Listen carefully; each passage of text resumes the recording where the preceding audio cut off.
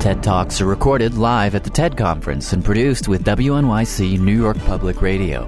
This episode features philosopher Dan Dennett. TED Talks are made possible through the support of BMW. Here's Dan Dennett.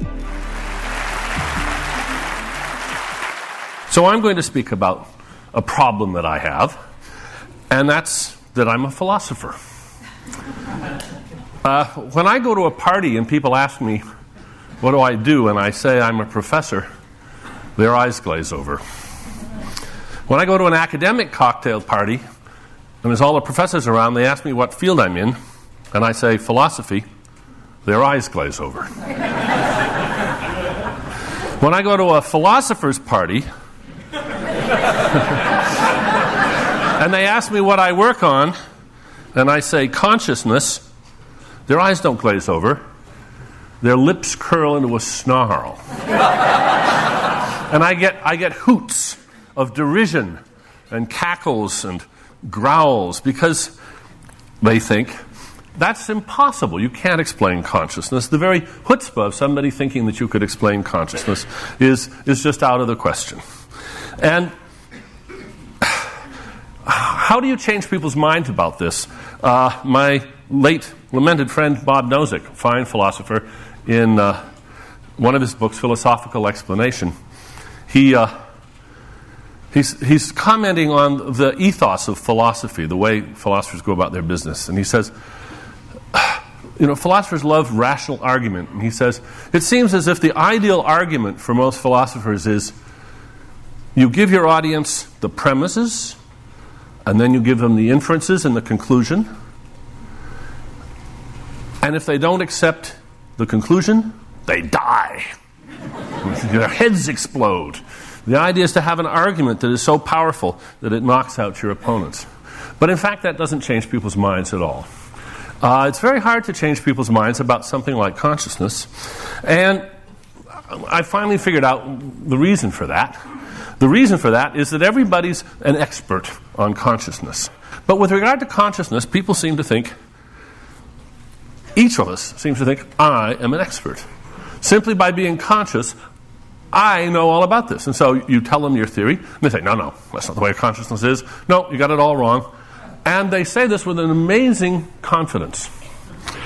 And so what I'm going to try to do today is to shake your confidence. Because I know the feeling. I can feel it myself. I want to shake your confidence that you know your own innermost minds. That you are yourselves authoritative about your own consciousness. That's the order of the day here. Now, what we are, what each of us is, what you are, what I am, is approximately 100 trillion little cellular robots.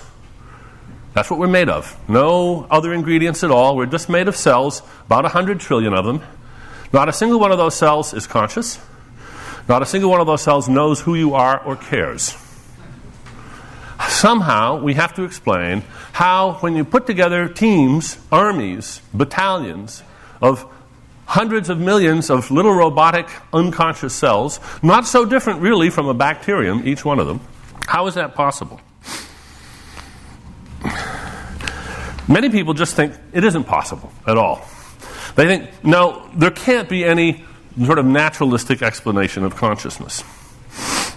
This is a lovely book by a friend of mine named Lee Siegel. He's a professor of religion, actually, at the University of Hawaii, and he's an expert magician and an expert on the street magic of India, which is what this book is about, net of magic.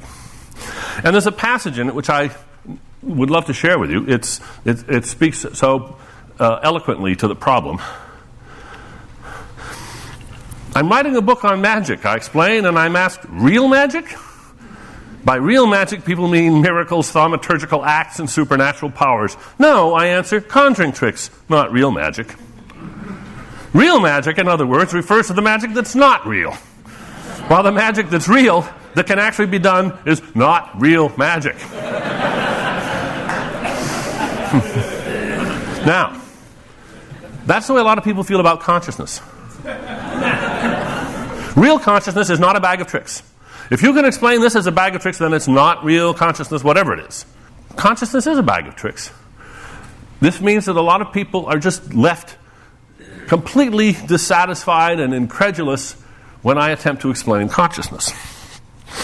So this is the problem, and so I have to sort of I have to do a little bit of the sort of work that a lot of you won't like, for the same reason that you don't like to see a magic trick explained to you. Here's how a philosopher explains the sawing the lady in half trick. You know the sawing the lady in half trick? The philosopher says, I'm going to explain to you how that's done. You see, the magician doesn't really saw the lady in half. He merely makes you think that he does. And you say, yeah, and how does he do that? He says, oh, that's not my department, I'm sorry.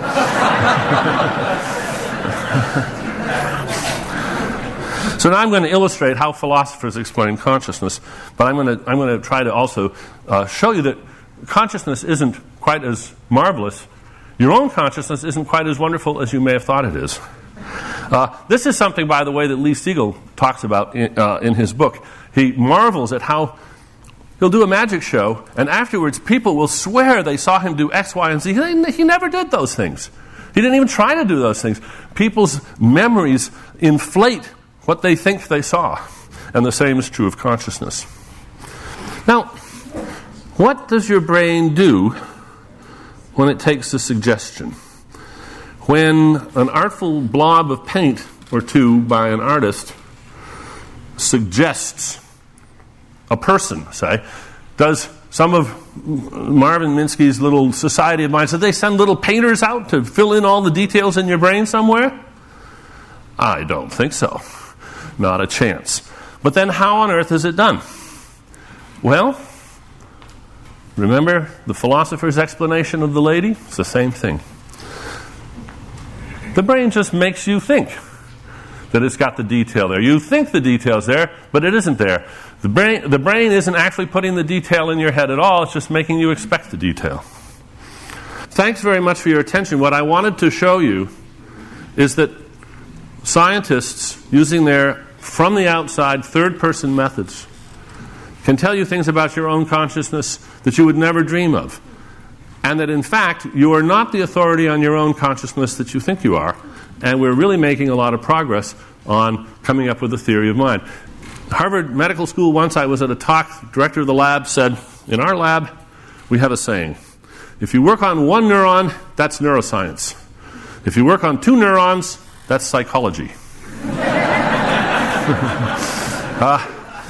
We have to have more theory, and it can come as much from the top down. Thank you very much.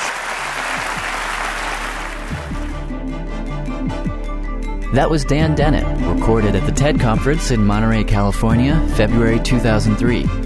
TED Talks are produced by WNYC New York Public Radio for TED and made possible in part through the support of BMW.